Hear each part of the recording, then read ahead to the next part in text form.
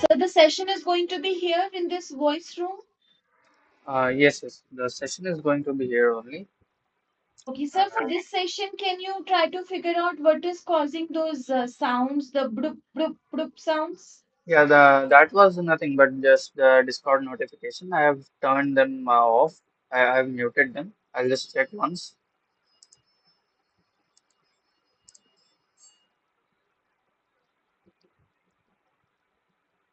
The notification. Right.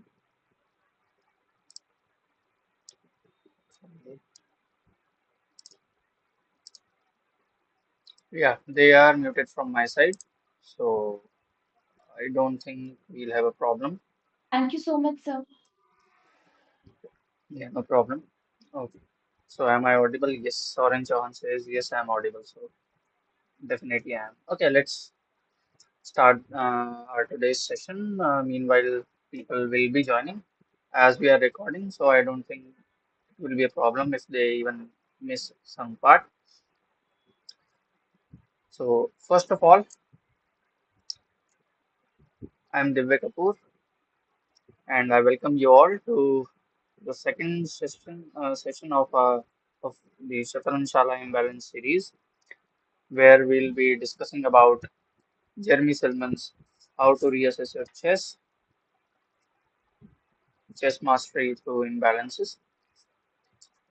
And now I'll be I'll just dig right into it. I'll take you to the board. Okay, first I need to share my screen. Sure. I think my screen is visible to everyone. It's in the scenes on all these as well. Okay.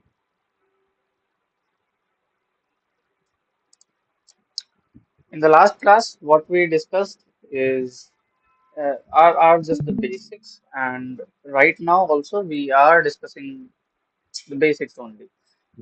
It is the first part, the first chapter that we are in right now. In the last class, we discussed about superior minor piece, pawn structure, and today we'll be discussing about some more imbalances. So, just a recap. What Jeremy Silman does in his book is that uh, okay, he lists all the imbalances and then goes through them briefly in the first chapter, so that we just get a we just get a overview, and then in the subsequent chapters he'll deep dive into each one of them. Without wasting any further time, I hope my screen is visible to everyone. Here's the first position on the board. So, can anyone tell me what are the imbalances here?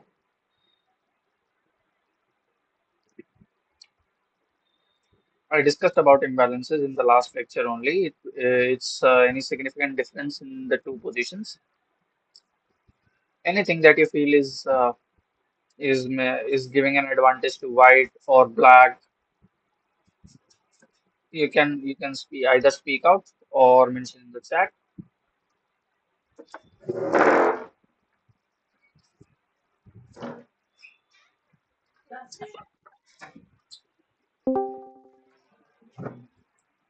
Okay.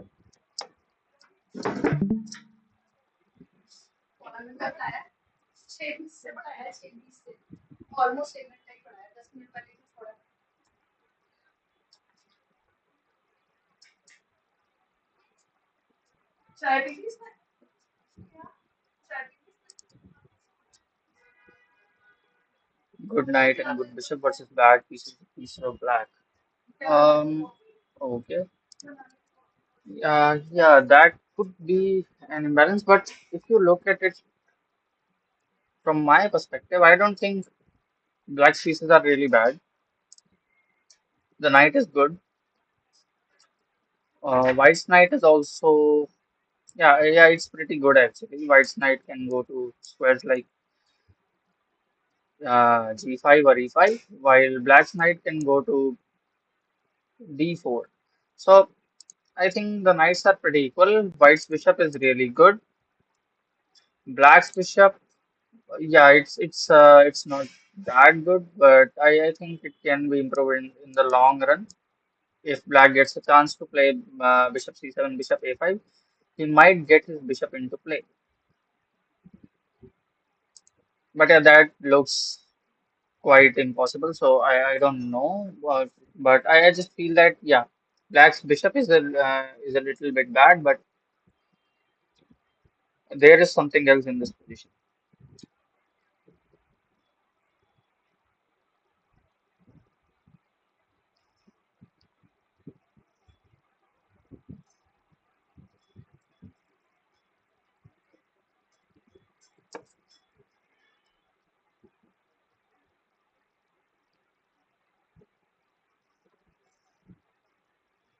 I'll be looking at it from here only, so that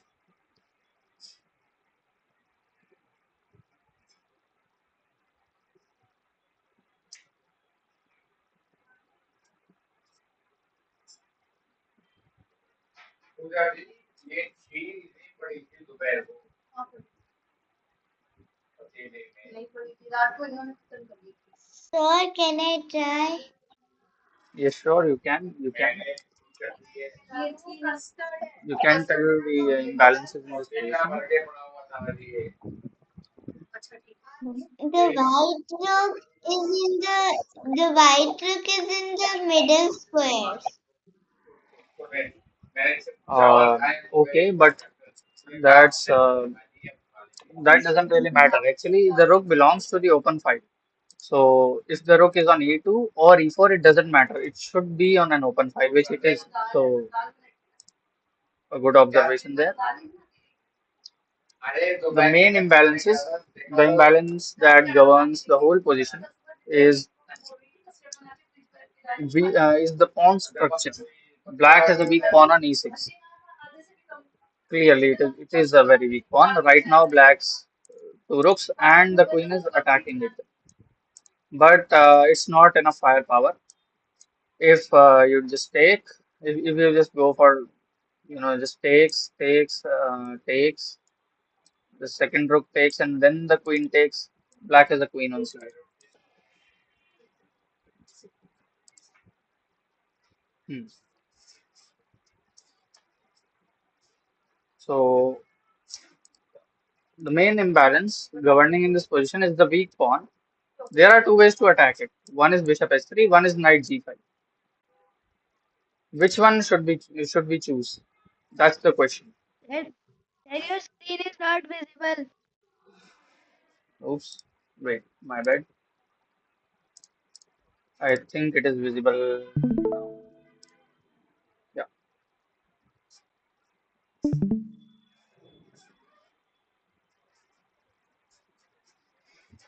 Yes, sir. Hmm. So the main imbalance governing in this position is the weak pawn on e6. Clearly, black's pieces are very, very passive due to the defense of the sixth pawn. Now, there are two ways to attack it. One is knight g5, one is bishop h3. Which one should we choose? That's the question. Knight Let g5. us late night G5, E5, then no more easy pieces can be there. Yeah, knight g5 is wrong because you get e5, correctly mentioned. And yeah, the black pieces get active, and black gets rid of his weak pawn on e6. Therefore, we choose bishop h3. Now, if we go bishop h3, isn't there king f7? No sir, sir because Correct. No, no, no, no. We won't take with the rook. We would take with the bishop instead. Bishop takes e6, rook e6. Okay, we can take with the rook also, but it's not forced. We need to play forced moves. Okay. Rook takes e6, rook takes e6, rook takes e6. Okay, we'll exchange everything, and at the end we do have a fork. Knight g5 check, forking the king and the queen. So after bishop s3, there's no king f7. Black went knight d8.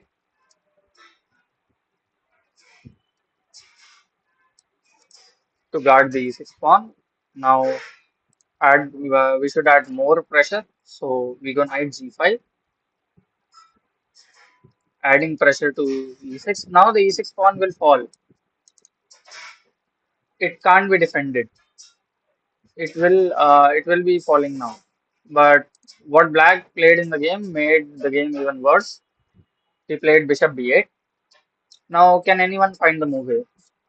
Why bishop b8 is a mistake? I am looking at the chat as well side by side, so you can either speak or tell in the chat.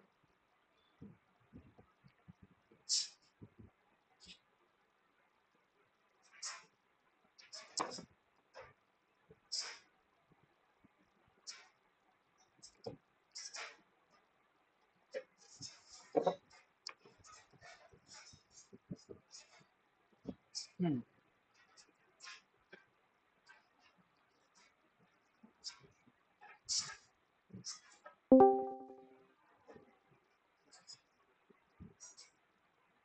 C5 pawn is vulnerable. Yes, it is, but you are not attacking it. You are attacking e6.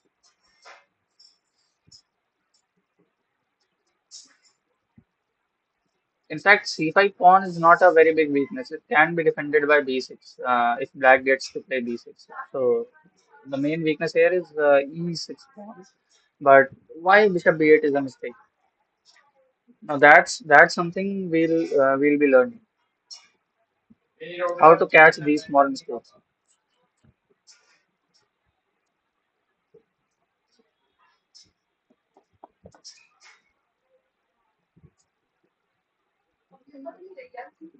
E7 rook is blocked by its own pawn. Yeah, that's why it's passive. But that's not that's not the point of bishop b8. Okay. Okay. Bishop b8 is a mistake because f5 because white gets f5. It's a little trick. Okay, you can take the e6 pawn directly with the knight or with the bishop, no problem. But f5 is better because g5, bishop f5, the e6 pawn will still fall. You cannot take because of the pin. And black's king is in the open air. One more imbalance for white. One more imbalance that white can take advantage of. There is no real way to defend e6. It will fall. It's just that white opened up the king and is now looking to attack as well.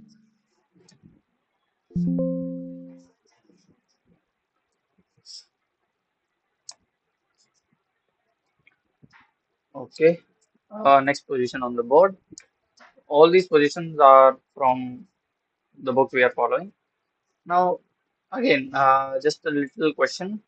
What do you see in the position? What's happening? Silman mentions in his book that we should ask the board wherever we can.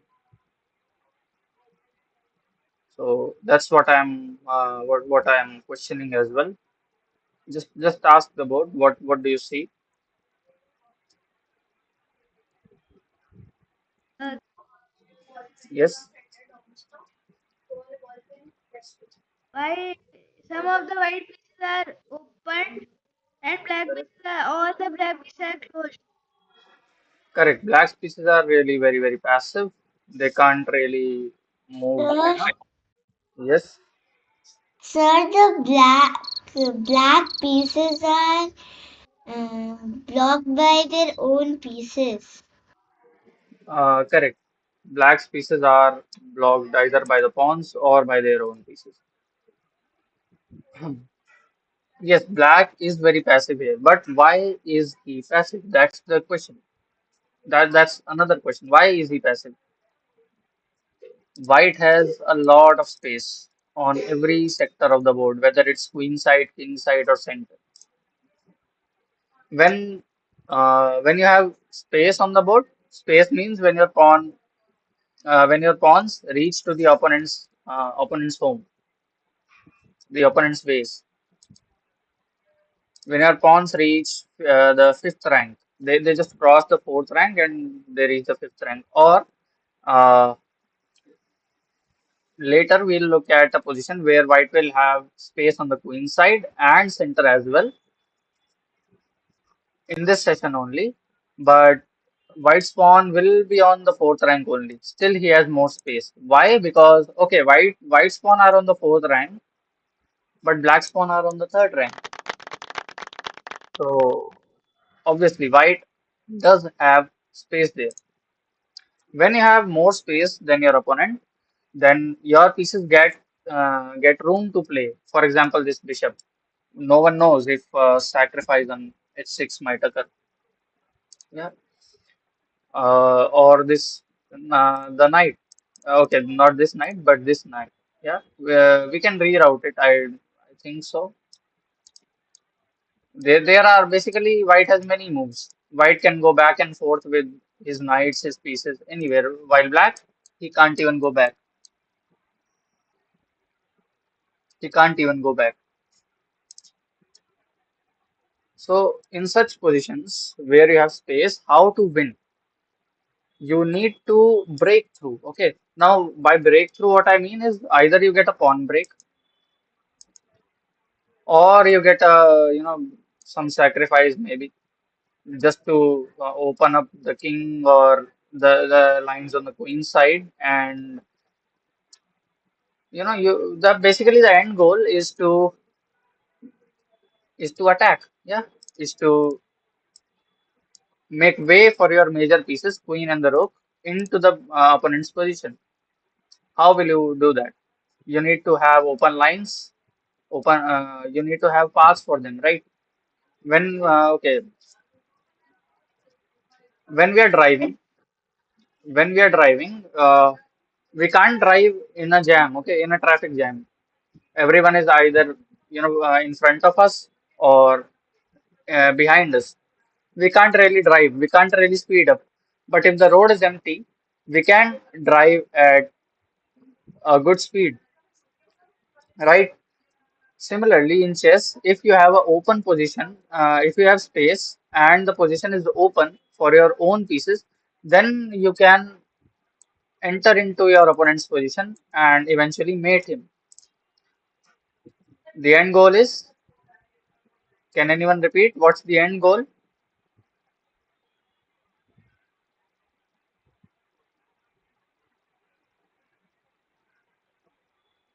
Okay, I will look at the chart as well, side by side.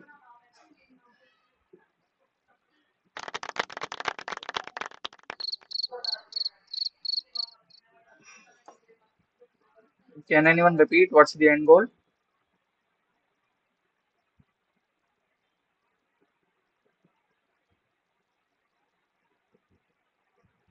The end goal is to make way for your major pieces to enter into the opponent's position.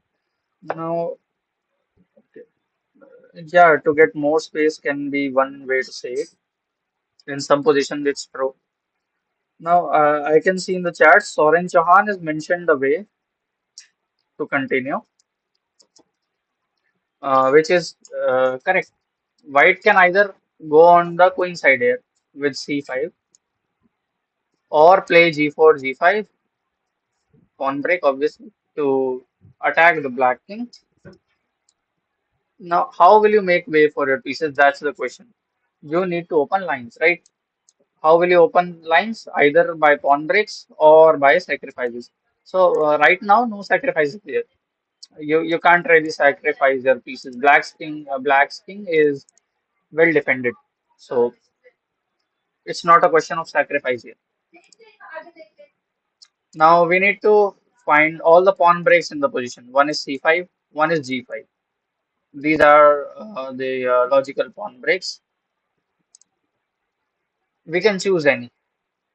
We can choose any. And the move that I personally like is the rook c to g1. There are four moves to consider in this position. One is c5, clearly entering on the queen side. One is g5, starting king side slaughter. One is rook h1, Rook h1, its idea is when you will play g4, g5, you will open the h file. Your rook will be placed already there. And the other is rook c to g1, which is, I believe, the best move. Your idea is g4 to g5. Now, why we will delay why will delay this pawn break? We can get it. We can right away get it because black is not doing anything. Black cannot do anything. If black tries to open up the position, let's say with c6, it is white who will get the advantage because white has more space. Black should not try to, do anything anywhere. Black should just, I think, should just now resign in this position or suffocate. When your opponent is not doing anything or is not able to do anything on the board, you should you should consider preparing for the attack. Like in this case, we know g4, g5 is a way to attack, but we just prepare it so that both our rooks are playing against the black king. When we'll open lines, for example, G or H5, we'll then be able to sacrifice pieces, maybe the knight or the bishop, because all our pieces are playing the queen, two rooks, and bishop, knight. We have five pieces attacking the black king. Now there is a +2 rule in attack that which says that you need to have two more attacking pieces than the defending side. Black has two pieces defending his king. This bishop is not doing anything. This bishop is not doing anything. The queen is just sitting. The knight is just sitting. So only two pieces are defending black. We do have five pieces attacking. Okay, not this bishop. How many piece difference? How many pieces is white up in attack? Three. If we are at least two pieces up, then we should calculate sacrifices and we should calculate furious attack because we'll definitely succeed.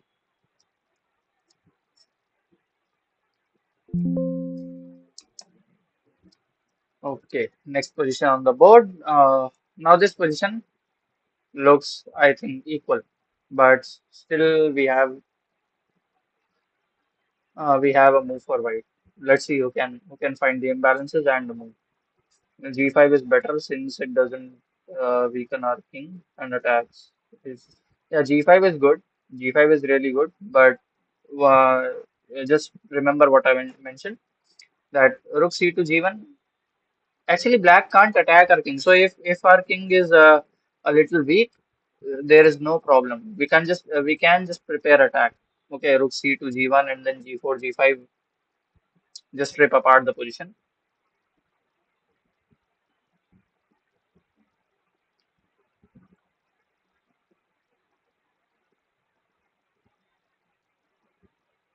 White could grab pawn on b7. Yeah, true. White can. Bishop capture b7, c7 weakness we can keep. Very well pointed. But it's not c7 that we'll keep as a weakness. Yes, you are correct. We'll take the b7 pawn. c7 will be a weakness, but we do have something else in mind.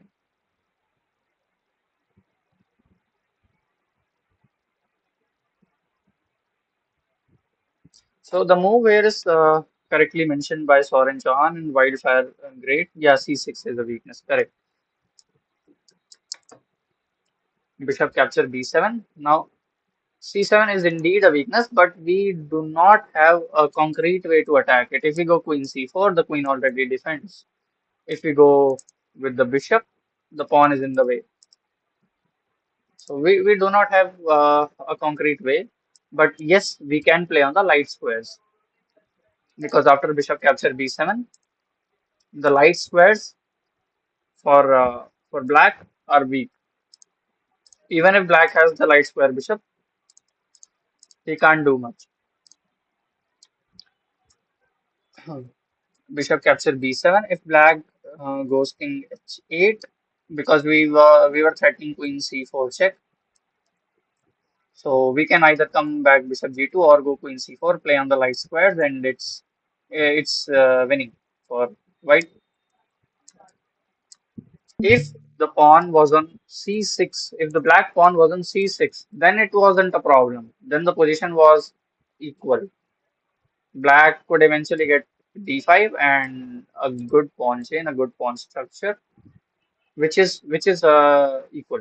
But it is not the case. The b7 pawn is hanging. White grabs it. White is a pawn up, and black has light square weaknesses, especially the c6 square. If black tries to go c6, he's now attacking the white bishop, and he thinks he might have trapped it.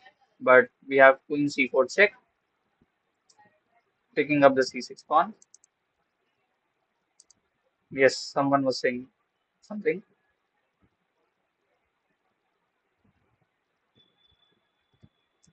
Okay. If black goes a bishop g4, trying to win the rook, we still have queen c4 check. F3 is also good. We have queen c4 check, king h8, and rook d4 is a move.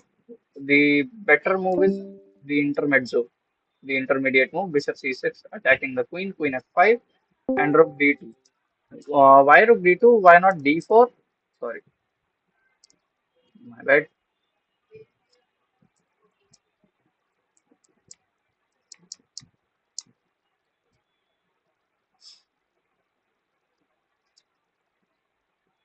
Why rook d2? Why not d4?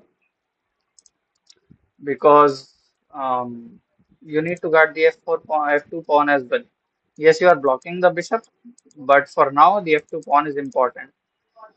And now white is threatening f4, which cannot be stopped. And after that, we'll open our bishop. We'll play rook f2, and the bishop would be open. So it's not a big problem. Sir, Yes, sir, can we first move? you aren't audible clearly. Can you speak a bit louder, or maybe just type in the chat?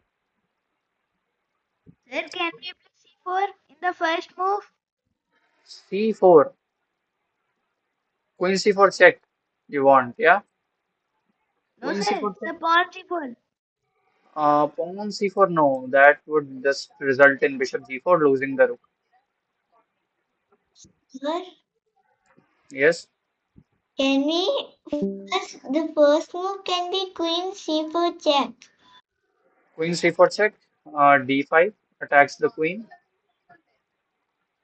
and then you get the D5 pawn as well. Bishop capture D5. Yeah, yeah. That can be a move, but there is a problem. Queen C4 check. Bishop. Yes, Queen C4 check. Actually, that's also not a move. Queen C4 check can be a move here. Can be the first move here as well. I feel no, obviously you will capture. So yeah, Queen C4 check can be a move. King H8 and then capturing the B7 pawn is not a problem.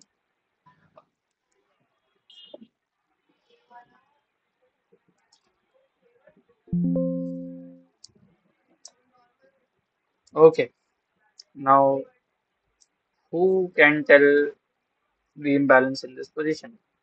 What's happening on the board? Sir, open bishop versus close bishop. This bishop is not really closed. It's attacking white's pawn. If the queen Sir, moves, but white bishop is more active than the black bishop. It has more space. uh, yes, it is a bit more active, but Sir, yeah, two rooks are connected and they're like in the same rank. very good, very good. This is the main imbalance here. Control of a key file. If you look at this position, the only open file is the E file, and white enjoys double rooks on it. Yes, White's bishop is a monster here, and White's bishop is a monster on this diagonal, while Black's bishop is not completely lost, but yeah, White's bishop is stronger. I mean, no question. Black would try to play rook d to e8, or maybe rook f to e8, just to exchange of these rooks, so that e file is a little bit empty. If he does that, let's say Black goes rook e8, takes, takes, takes, queen takes, and now Black has the control of the e file. Even if we, let's say, just exchange the queens, just for example, if we manage to exchange the queens, then opposite color bishop might just end in a draw. Therefore, White needs to control the e file. Also, everyone missed one imbalance here, one key imbalance here. White has White has space on the queen side and the center. I mentioned it that White's pawn will be on the fourth rank, Black's pawn will be on the third rank. Yet White Sir, has physical White space. also, Sir, White also has connected pawns. That that Black also has.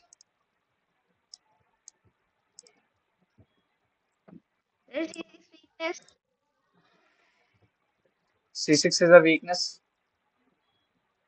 A6 is also a weakness. Correct, correct. Now, but the main key imbalance in this position is the open file, clearly. And White needs that open file. But Black will try to fight. Fortunately, it's White's move. Can you find what to play?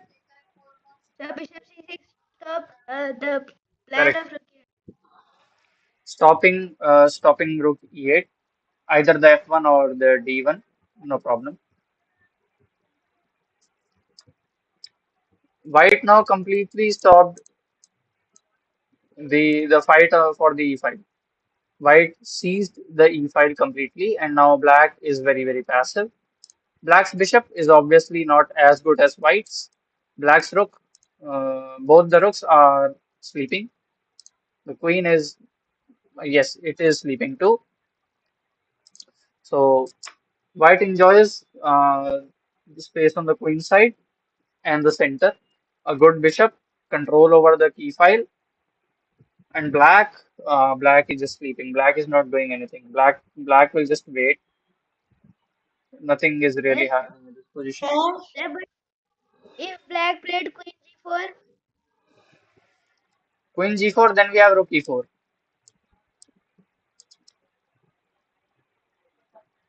sir, What? sir, this, Wait, okay, one person at a time, please. Queen f5. Yes, we can go rook 1 e2. sir, Yes. like this is also a checkmate threat over here. How? The rooks cannot come to the e8, and if they come, the bishop can capture, and then That's not a checkmate. no.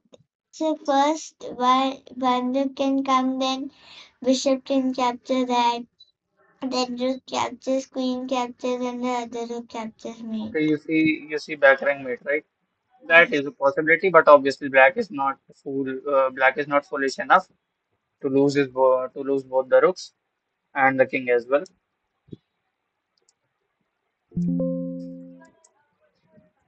Next position on the board, and I think it is the last position for today. Let me look at the time as well. We are okay. Just the last position, and then we'll move to the Q&A part.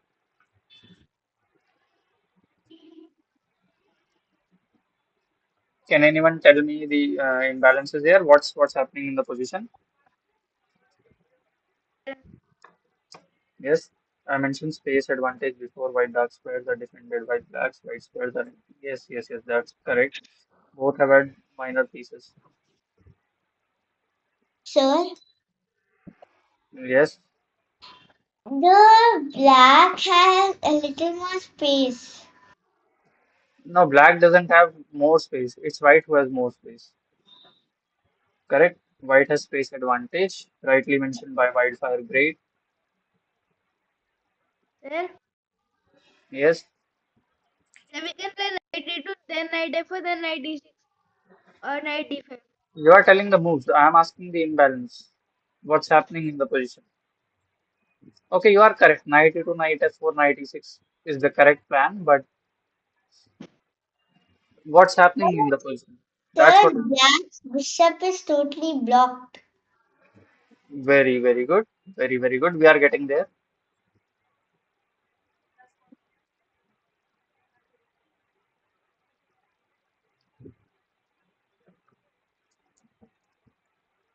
Rooks are almost blocked. White has a better queen, mentioned by Wildfire. Yes, it's a slightly better queen. White could still improve his minor pieces, while black can't. Really well, really well. Wildfire Great rightly points out the imbalance here. Okay. White has space advantage all over the board, whether it's the center or the king side or the queen side. But clearly he cannot break through right away. So it's a question. It's a game of minor pieces. Black's bishop is sleeping. Is just sleeping in the dirt. No plans of improving its life further. While White's knight, it sees the mansion on d5 and the mega mansion on e6 and has goals to reach there. Therefore, the move in this position is knight d3. Idea knight f4, knight e6. Someone mentioned knight e2. That is also the correct move because we do have the same idea. Once the knight reaches the e6 square, a well-timed g4, g5 will finish black off.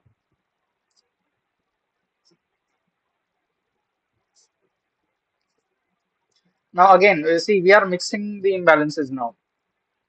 Let's say the knight gets to e6. Okay, just imagine a position. The knight is on e6. Battle for the minor pieces is over. White's knight is clearly better. Okay, controlling the holes. By holes, I mean the weak squares in the position d5 and d6. Obviously, in this case, e6 is a better square, but it could be that d5 can be the better square in some cases as well. Once the Knight, knight reaches on e6, now it's the question of space. Okay, now it's the question of space. In the previous position, I think it was the second or third position of today. Okay, in this position, what I mentioned is C5, G5. That's what I mentioned. We need to break through. We need to make way for our pieces. Now, when we go to the current position with the knight on E6, it's a question of space advantage. I mentioned earlier that when you do have space, you need to break through. You need to enter the position with your major pieces to attack the opponent's king. Hence, G4, G5 will work. And yes, you are now brewing an attack on the black king. And black will be left with no option but to resign. Yes. Now we can move to the Q&A. Yes, yes. You can speak. You can speak. knight e6 is a fork. Yes, knight e6 is a fork. Obviously, black is not foolish enough to fall for a fork. Okay, he will play rook e8 at some point, but white can we can place our knight on e6. That's correct. You already mentioned the imbalance, so I think you know the plans. Okay, now moving to the Q&A session. Any questions from today's session or just general chess questions? You can either type in the chat or speak out.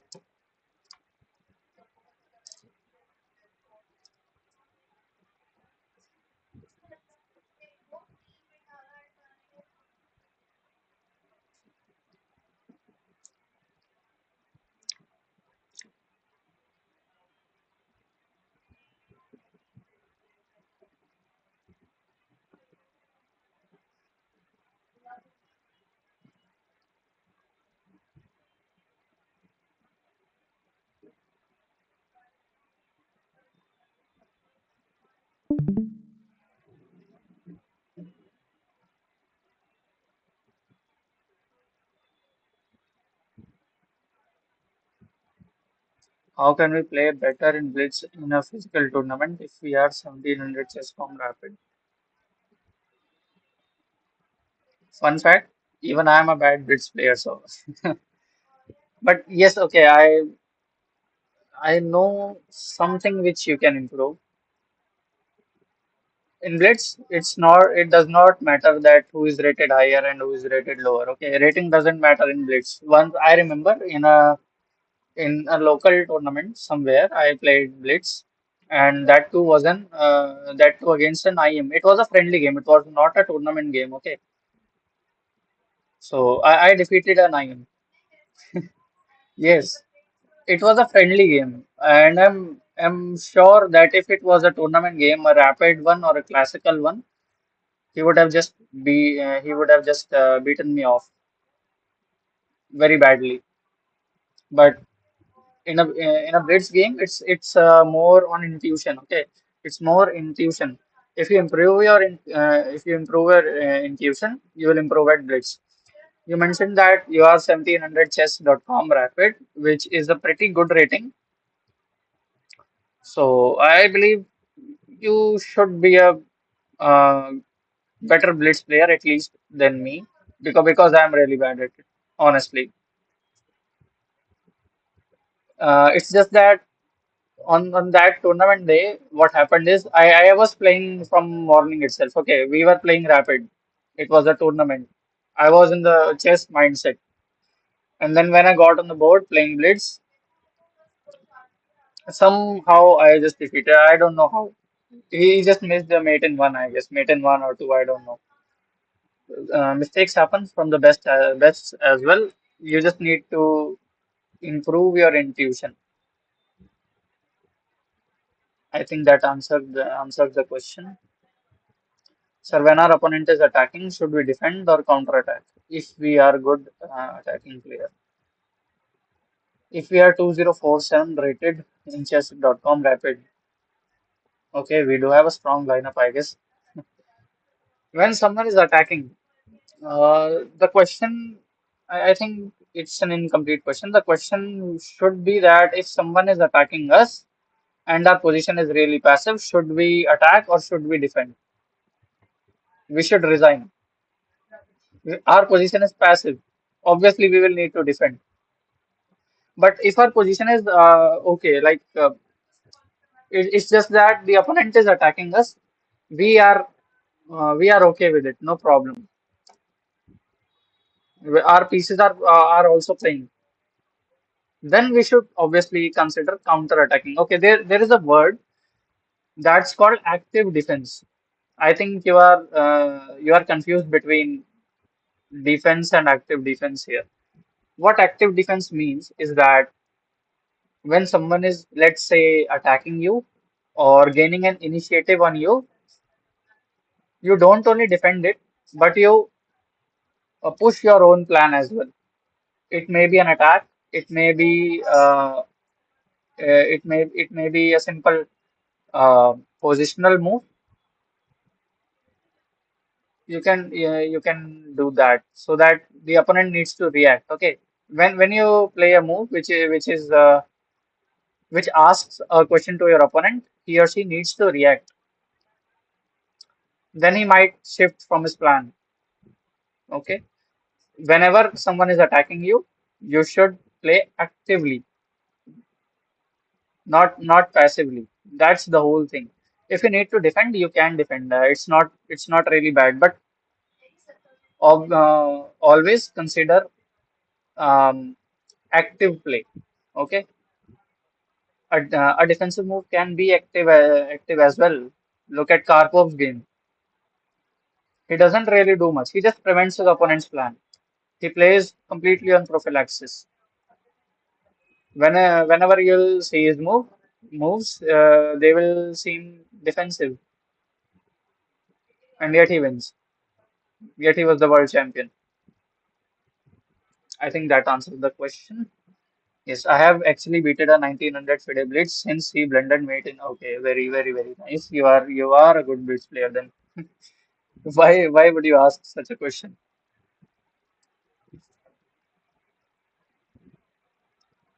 Any other questions by anyone?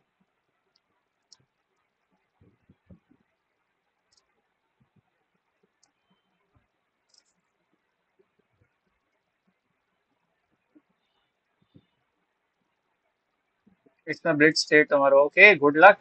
Good luck. Uh, Unfortunately, the recording will be of this session will be provided tomorrow, so you will be playing the round when the recording will be there. So yeah, you can't watch prior. Sir, Yes. tomorrow it is my tournament.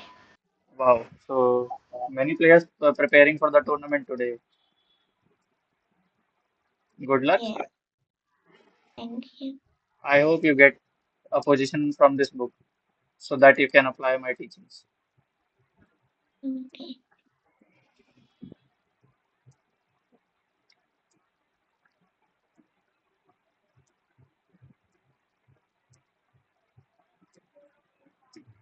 Okay, Soren is typing. Maybe it's a long question.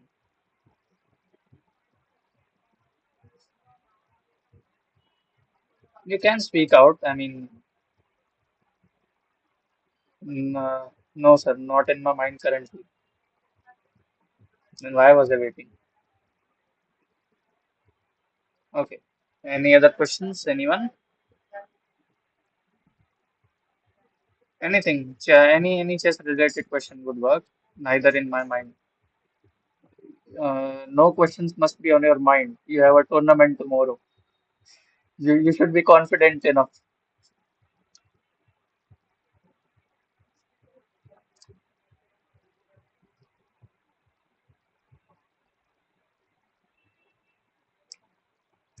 I think there are no questions left.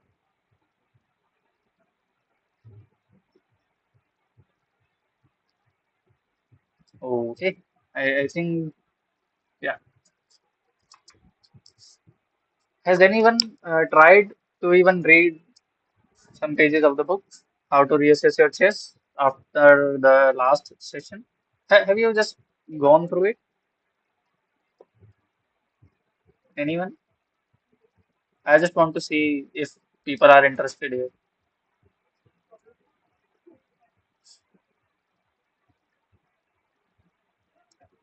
Yes, sir. Sir, it is in printing. Oh, nice. Nice. Well, it is in printing. So that okay, I'll tell the resource later. Actually, I had a cheaper resource in mind. In mind, you will get the printed book in some days. Obviously, the recording will go on YouTube. We do not have a sponsor, so I must not speak that at least.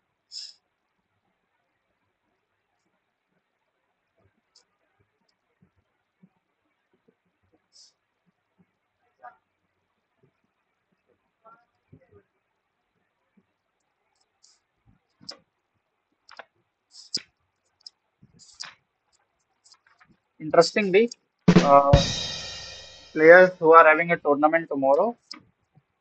Interestingly, I'm also preparing for a tournament only. I don't have a tournament tomorrow. I'm planning to play in January, I guess. Let's see how it goes. That's why I'm reading the book as well. I have read first three chapters of Amateur's Mind, which is kind of similar to Mr. Salman. Wrote both. Yeah, he wrote that. Correct. Wrote both, and both contains imbalances chapter with same imbalance. Oh, is it? Is it? Maybe okay. I'll need to check that. Interesting. If he mentioned the same imbalances, then why he has written two books just to earn?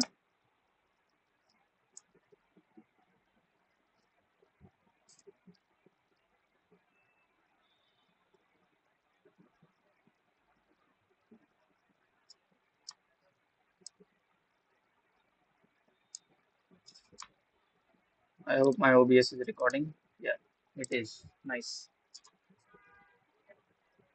Sir, I have read Silman's Endgame course book. That's a great book. That's a great book, honestly. If you have read it and finished it, then you must be really good at endgames, I believe. It is almost similar to this one. It is not similar to this one. It has end games. This one has middle game plans. This is a positional book. Okay, it is not similar. But yes, the writing style is quite similar because both are written by Silman itself. No, sir, about weaknesses. Yeah, Silman sees weaknesses in this way. So that yes, it can be similar.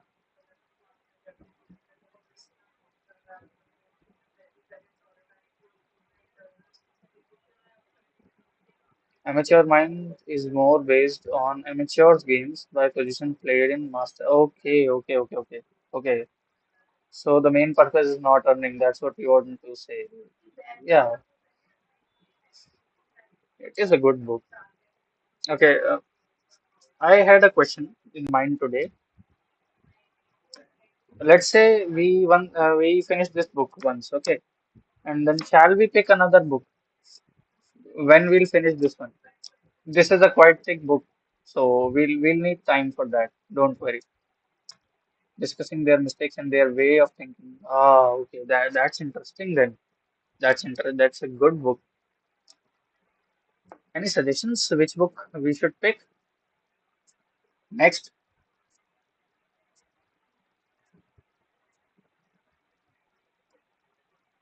Any suggestions? I do have some books in mind though.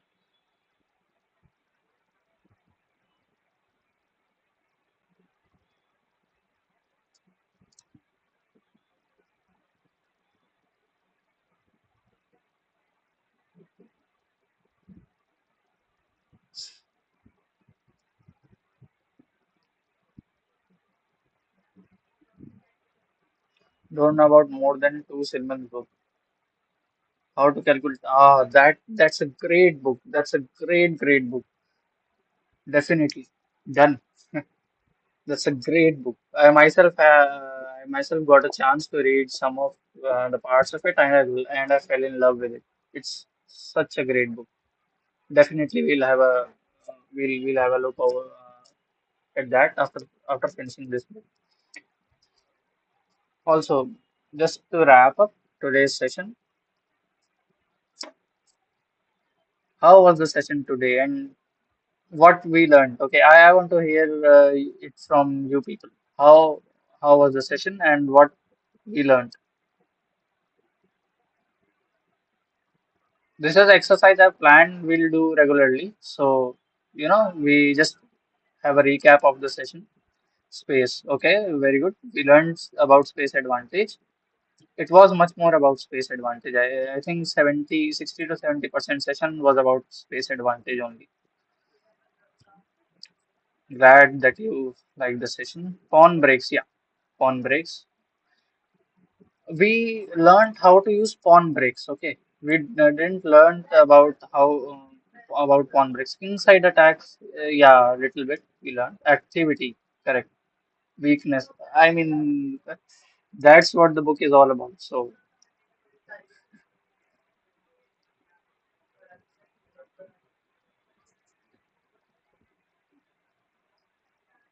outposts. Yes.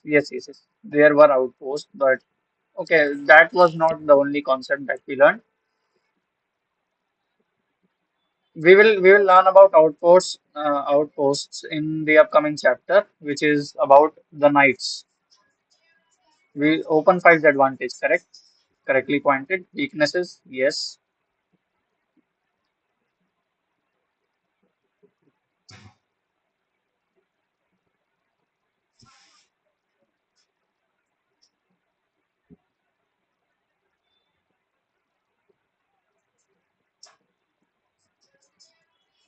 Just improving our position since opponent can't do. Very, very good. Very good. That's a really minor point, and you got it. Actually, this point wasn't mentioned in the book that when our opponent is not doing anything, we can prepare the attack. This point isn't mentioned in the book. I mean, it will be mentioned, I guess, in the subsequent chapters, but right now it wasn't. It's a story. I got a chance to attend a session with RB Ramesh sir at some point, and in that session, he showed some positions to us in which the concept was the same, how to attack a castled king. Okay, he pointed out this repeatedly that when the opponent can't do anything, you should prepare the attack. He pointed out, he pointed it out repeatedly. So that sentence is engraved in my mind. Piece coordination, controlling squares or attack is pointing very good, very good.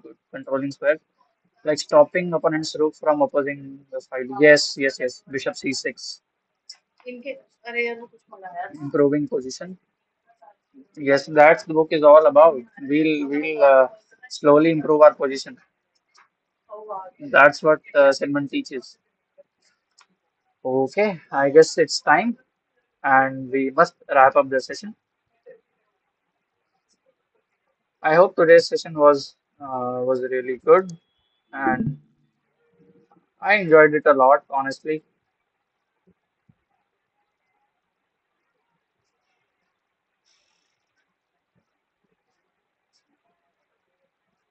I said, yeah, it was great. Bye, everyone. The recording will be provided till by tomorrow, I guess. And good luck, everyone, for their tournament. Bye. Bye.